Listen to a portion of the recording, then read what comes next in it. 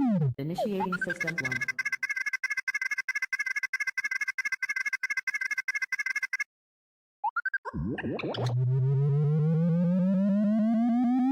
System 1 loaded. 이제 여기서 동영상에서 제일 중요한 게 뭐냐면 전파의 특성을 알아요. 아까 잠깐 언급을 하겠지만 전파는 파장이 긴 장파장과 파장이 짧은 장파장으로 나뉘어지는데 우리 기업에서 사용하고 있는 무선 네트워크는 거의 이제 그 중간 파장이 한 중간 정도가 되거든요. 그래서 기업에서 사용하는 무선 네트워크는 2.4GHz가 있고 5GHz가 있고 6GHz가 있습니다. 그래서 이 3GHz 기준으로 이 중간쯤 해당하는 부분을 저희 기업의 우선 네트워크를 사용합니다. 저는 단순히 숫자만 비교해볼게요. 2.4는 GHz는 지금 보면은 이 장파장에 가깝고 6GHz는 단파장에 가깝지 않아요. 물론 중간에 있는 영역이긴 하지만 그래서 쉽게 얘기하면은 파장이라는 거는 이 하나의 사이클을 얘기하는 건데 이 단파장은 같은 기준을 봤을 때 훨씬 더 많이 파동이 심하죠. 그래서 이게 이제 파장을 짧은 대신에 주파수가 길다는 표현을 하고 그다음에 장파장인 경우는 주파수가 짧다는 표현을 하는 거예요. 그래서 상대적으로 이제 기업에서는 이 중간 단계의 파장을 이용한 무선 표시 이루어지고 있다는 정도만 알고 가시면 될 것 같습니다. 자, 그러면 이제 전파에 어떻게 데이터를 실어서 통신하는지를 알려드릴게요. 전파는 공간에서 이제 파장을 끌어나가니까 만약에 전파가 1초 동안 진동하는 횟수를 주파수로 정의했어요. 그래서 이 헤르츠라는 사람이 이 전파의 존재를 증명해서 수식화했는데 1초의 1회의 진동을 1헤르츠라고 표현합니다.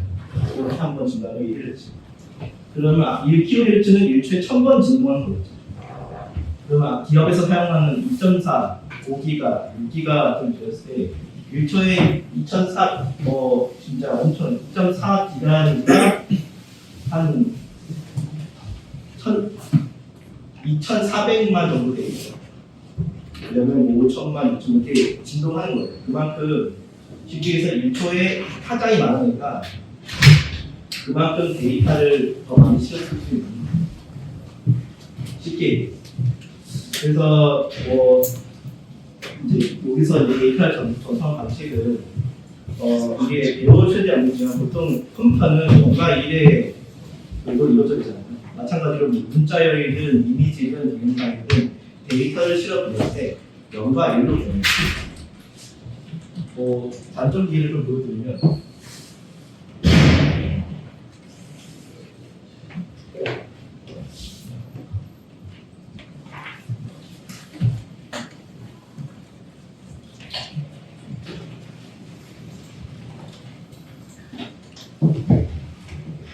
우리가 흔히 문자를 보낸다고 하더라고요.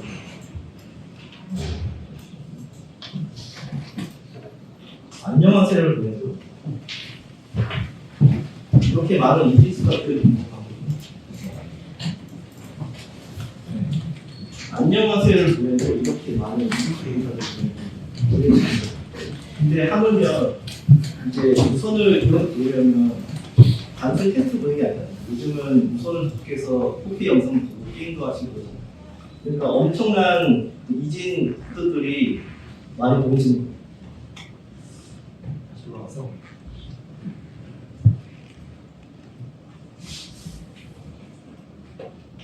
네. 그래서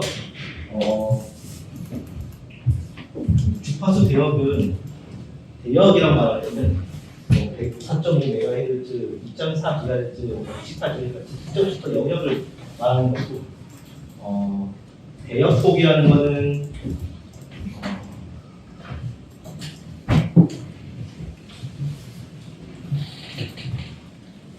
그러니까 예를 들어서 라디오 방송으로 보면 88 라디오 방송의 주파수 채널 대역은 88부터 108 주파대를 사용하고 있는데 여기서 이제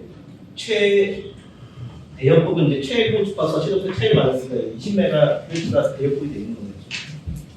그래서 주파수 대역이 월분수로 조금 빠져나가는데 그럼 아까 제가 기호에서 말씀드렸듯이 2.4기가 5기가가 6기가 있다고 하면 그럼 일단 무선을 6GHz를 버리면 그만큼 모든 통신이 다 빨라지겠다고 생각할 수 있잖아요. 근데 이제 그렇게 되면은 좀 전파의 특성이 조금 복잡한 게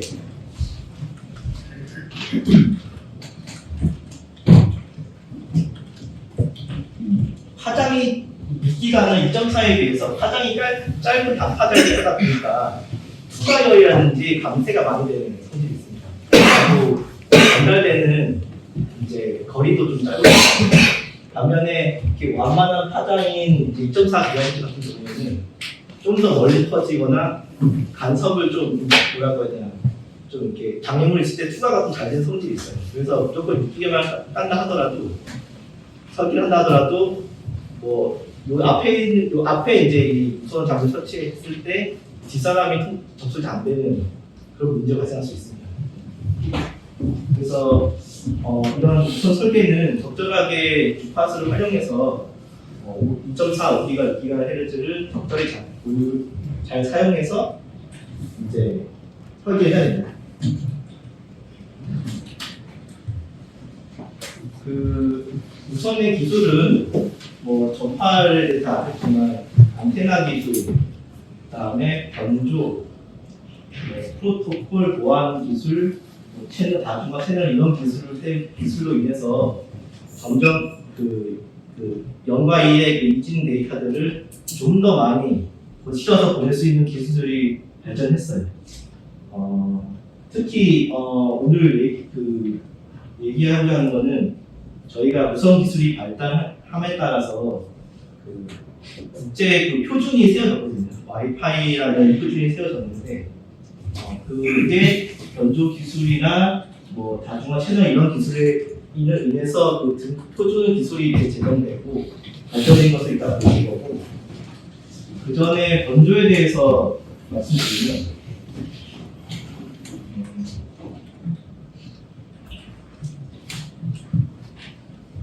화면에 보이지 않을지 모르겠는데 그러니까 기본적으로 이런 파형에다가 AM이라는 이제 진폭을 좀 이런 식으로 준다고 하면 파장이 이런 형태로 바뀌게 되면서 여기에서 이제 데이터가 여기 할 때는 이제 0을 보이고 1 보이고 이런 식으로 기술을 하는 거고 그다음에 이거 같은 경우는 주파수 변제라고 해서 기본적인 이런 파장에다가 주파수의 그 진동 폭을 이렇게 주게 되면은 높은 쪽에서는 파장이 많이 움직이다가 낮은 쪽에서는 원만 움직이다 이런 식으로 해서 연가의 데이터를 모으는 기술이 나왔고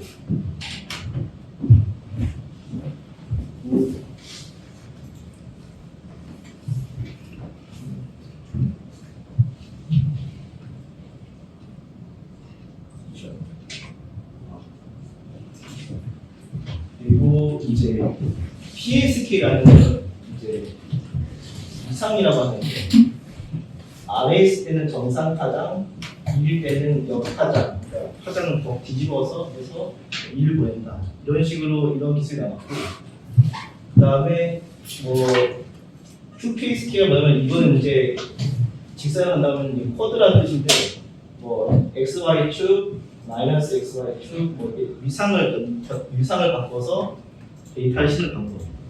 아무튼 이런 걸로 계속 기술이 발전했어요.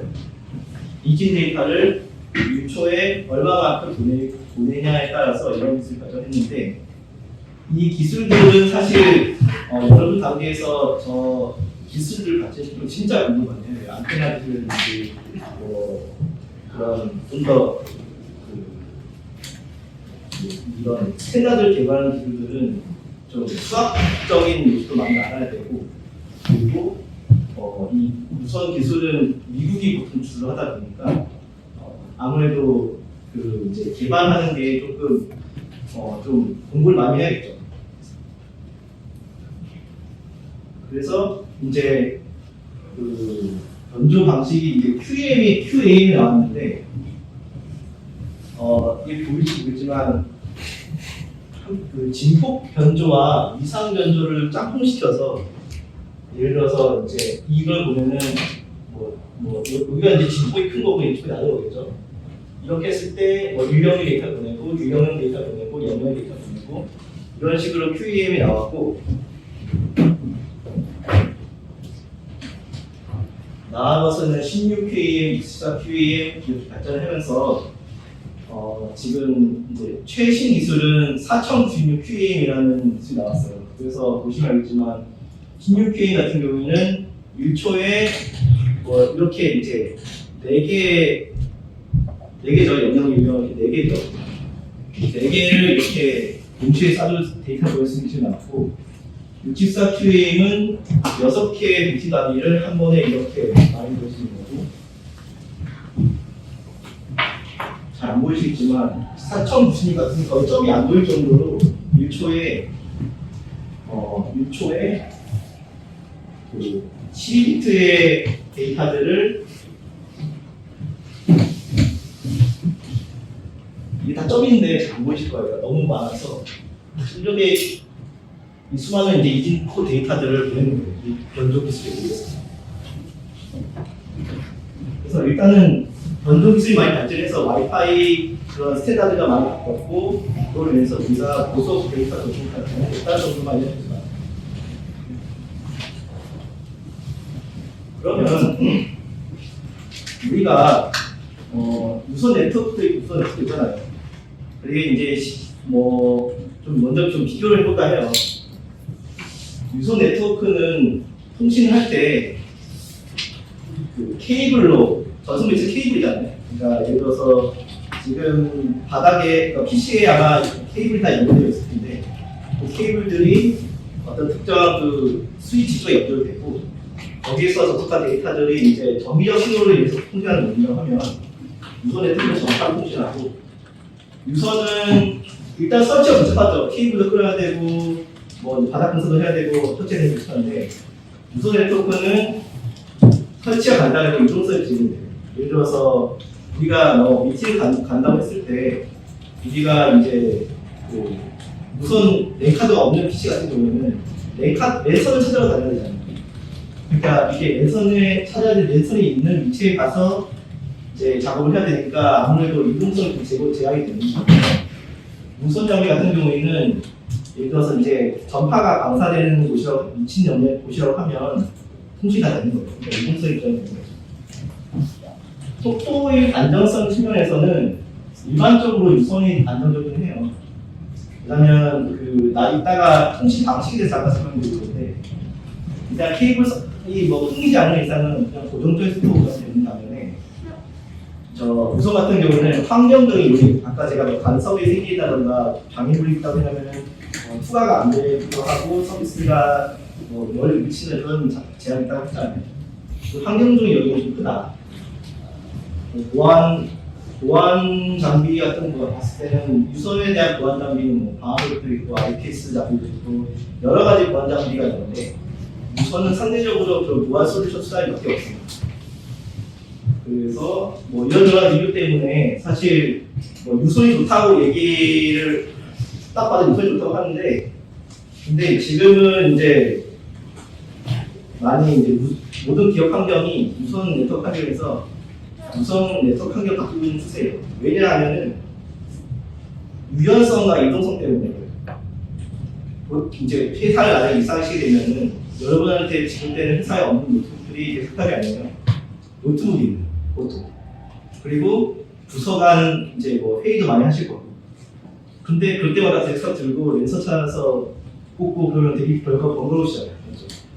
그러니까 무선이 서비스가 되는 곳에 노트만 들고 이동하면서 태블릿이든 핸드폰이든 노트북이든 그런 수단으로 다 연결해서 통신하는 거니까 유연성 이동 때문에 지금 계속 무선 네트워크로 바뀐 추세고 아까 뭐 속도를 안 놓치면서 무선을 환경용이니까 성능 변화가 심해서 못 쓰겠다는 얘기 나왔는데 지금 무선 기술이 아까도 그 건조 기술을 봤었지만 워낙 기술이 발전돼서 뭐 그냥 뭐 증강현실이나 이런 작업도 무선에 붙어서 하실 정도로 그런 속도가 많이 늘고 있습니다. 복잡하죠. 간단히 설명드릴게요. 유선과 무선은 통신 방식의 차이가 굉장히 커요.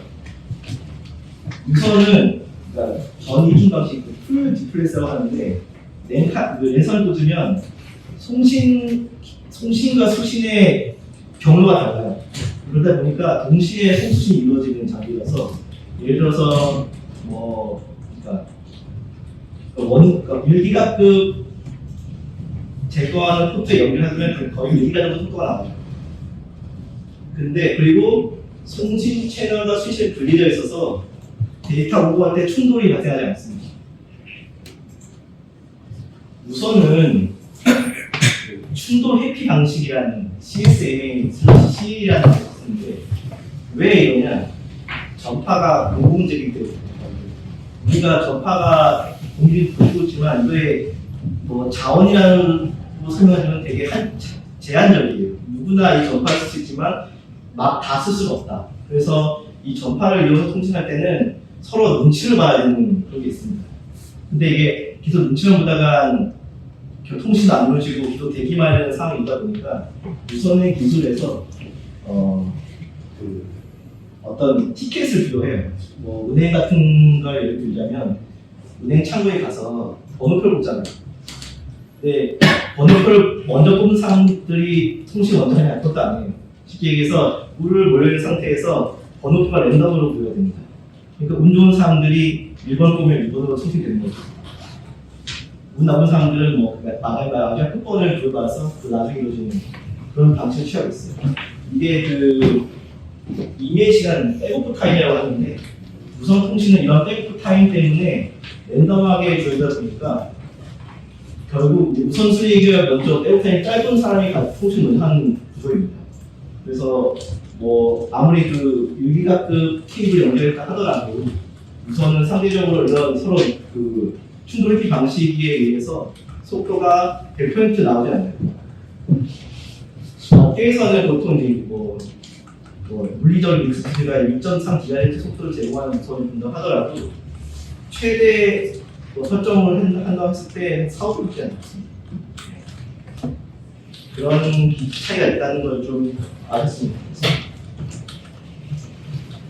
그래서 아까 뭐 변조 방식을 잠깐 뭐 그냥 지나가서 설명드렸지만 변조 방식이나 이런 그 고유 기술들에서 이렇게 와이파이 표준들이 세워지게 됐어요. 가장 이론적으로 만약 출발하는 건 1997년에 80.11이라는 표준이 세워졌지만 실제 기술로 적용된 건 아니었고 실제 기술이 적용된 건 99년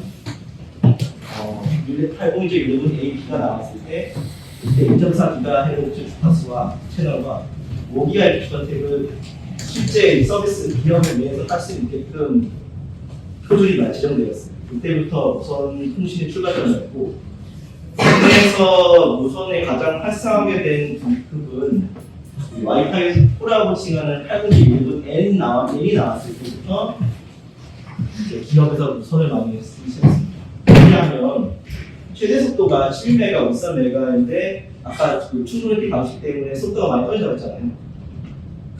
거의 모든 속도로 모뎀에 대해서 아시는 분? 너무 옛날이니까. 그렇죠. 그 예전에 전화기로 통신할 때도 있었어요. 전화기로 그 인터넷을 할 수 있는 PC 통신 이런 세대가 있었는데 그때만큼 속도가 느렸다고 합니다. 그래서 어쨌거나 지금 기술이 800kb에 나오게 됨으로써 이제 좀 많이 이제 무선을 많이 쓰기 시작했다고 일단 보시면 되고 현재 기술 작년에 이제 8.11B라고 와이파이 7 기술이 나왔어요.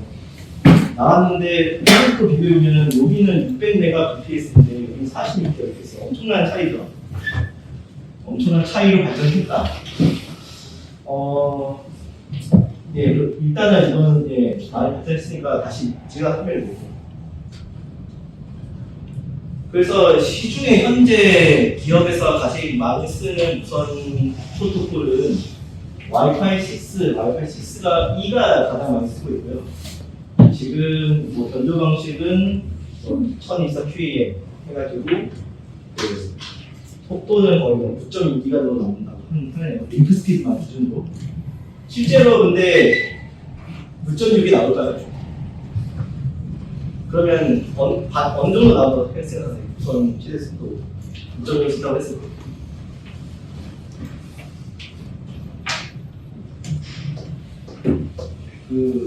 아셔야 될 게 제가 한번 말씀드리고 싶은 건 아무리 좋은 무선 장비를 설치한다 하더라도 물리적인 환경이 갖춰져야 됩니다. 예를 들어서 스위치, 그러니까 결국 이 무선 서비스 제공하는 AP라는 장비도 스위치 연결되는데 스위치 포트가 1기가밖에 지원하네요. 그러면 AP가 아무리 좋은 성능을 내더라도 통신 속도는 원치로 제한됩니다. 그래서 와이파이 7도 나왔지만 뒤에서 설명했지만 여러 가지 물리적인 네트워크 환경이 뒷받침이 되어야 제속도가 나올 수 있다는 걸 좀 알고 싶어요. 이거는 한 번쯤 나중에 읽었으면 좋겠는데.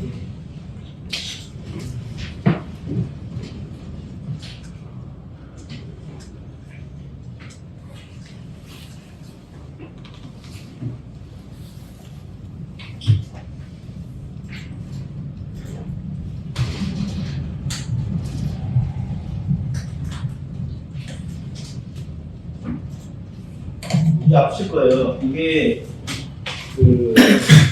쉽게 얘기하면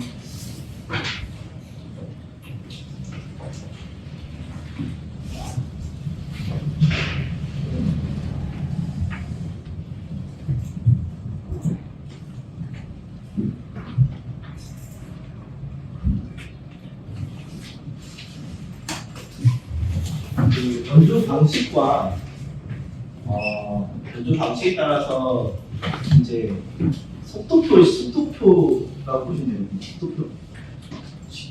근데 이제 용어를 설명을 드리면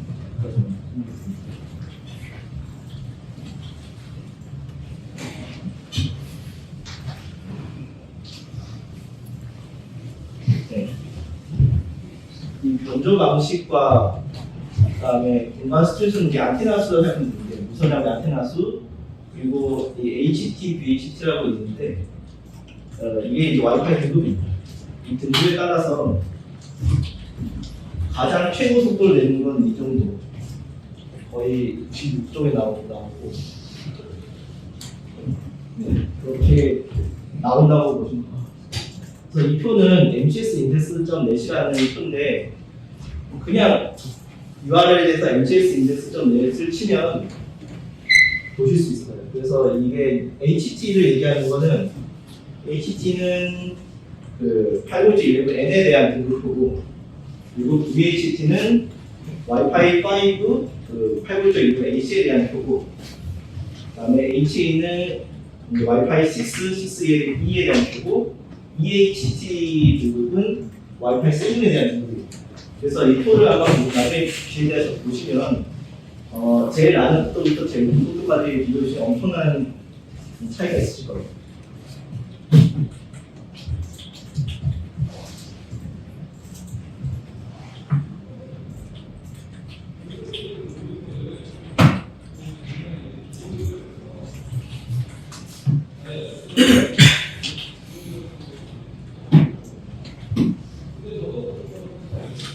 그러면은 이제 보통 공유기들이 집에 있으시잖아요.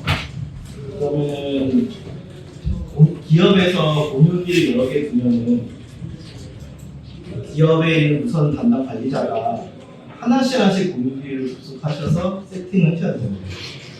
속도라든지 암호화라든지 이런 것을 해야 되는데 이거를 이 각각의 공유기 같은 이 장비들을 하나로 관리하기 위해서 컨트롤러는 기술이 없습니다.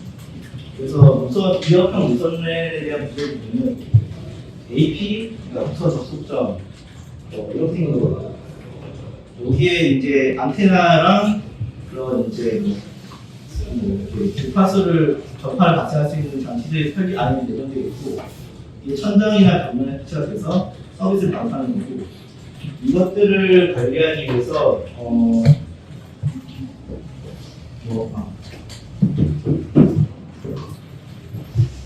컨트롤러와 같은 이런 APT 관리에 대한 관리사항이죠. 이런 것들이 나온 거고, 그리고 이제 실질적으로 사용자들이 무선에 접할 수 있는 단말이라고 위치하는 클라이언트들로 구성되어 있다고 보시면 됩니다. 여러분이 갖고 있던 핸드폰이나 패드, 노트북 같은 경우에 해당됩니다. 그래서 아까의 역할 보면은 무선 AP 같은 경우에는 그러니까 얘가 이제 케이블을 통해서 스위치 연결되어 있어요. 스위치 연결되어 있고, 얘가 전파를 발생시켜서 그 어떤 이제 접속할 수 있는 창구를 만들어주는 역할을 하고, 그런 무선 데이터를 송수시는 역할을 하고 있고,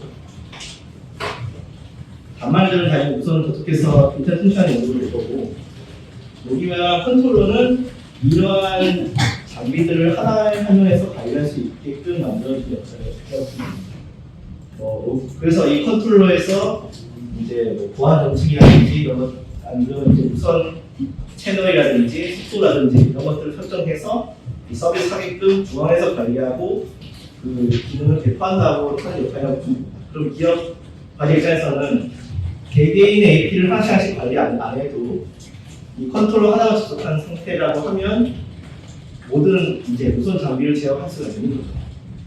그래서 보통 기업이나 공공기관이나 교육청이나 이 학교에서 아마 천장에 동일한 AP가 설치된 게 있을 거예요. 비슷한 로고에. 컨트롤러는 교육청이나 교육청에 설치되어 있고, 실제 학교에서 이 회선을 통해서 이 교육청에 있는 컨트롤에 연동되어 있는 경우가 있습니다.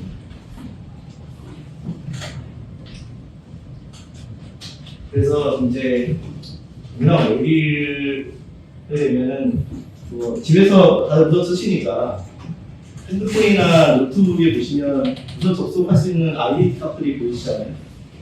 그래서 얘가 이 공유기나 무선 AP가 그 아이디를 감사하는 거예요.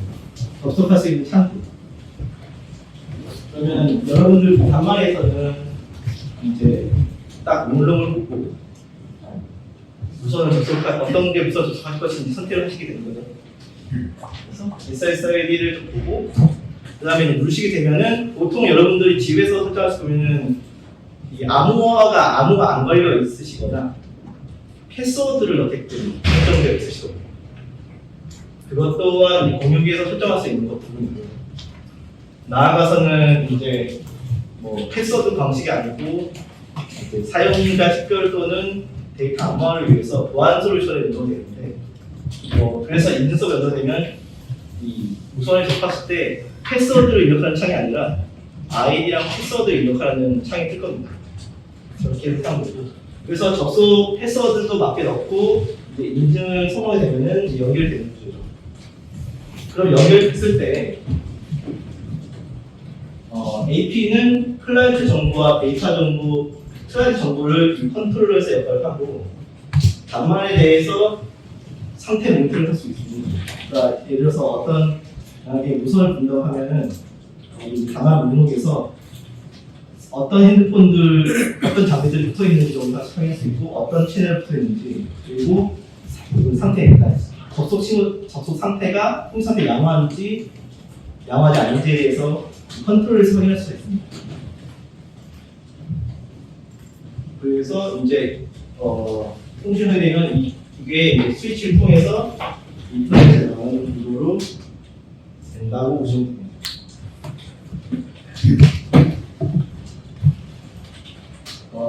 주요 기술을 이제 설명하기 전에 한 5분 나왔는데, 일단 혹시 궁금하신 거 있으십니까?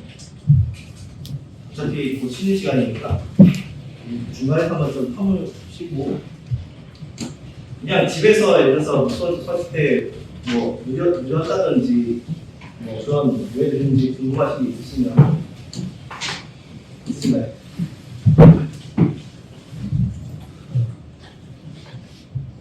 그러면 일단 제가 하나만 더 보여드릴게요.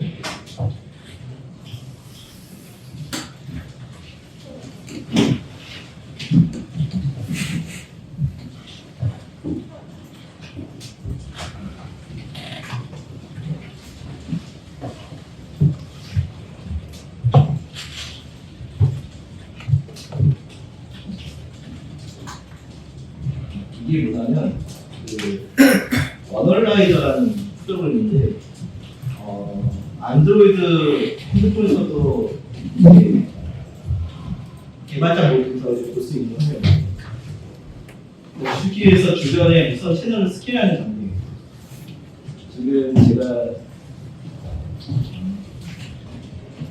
2.4GHz에 대해서 스캔을 한 건데 이 위치에서 한 겁니다. 보면은 굉장히 많은 사이트가 있죠. 그러니까 이런 것들이 많이 있다고 하면은 그만큼 무선을 서비스하는 장비들이 많다는 거죠. 이게 핸드폰에서 발생하는 테더링이 될 수도 있고요. 아니면 이 또 내 고급 설치된 통신사 무선 AP 장비나 뭐 다른 외부 무선 서비스들이 이렇게 조선적으로 보인다고 확인할 수 있습니다.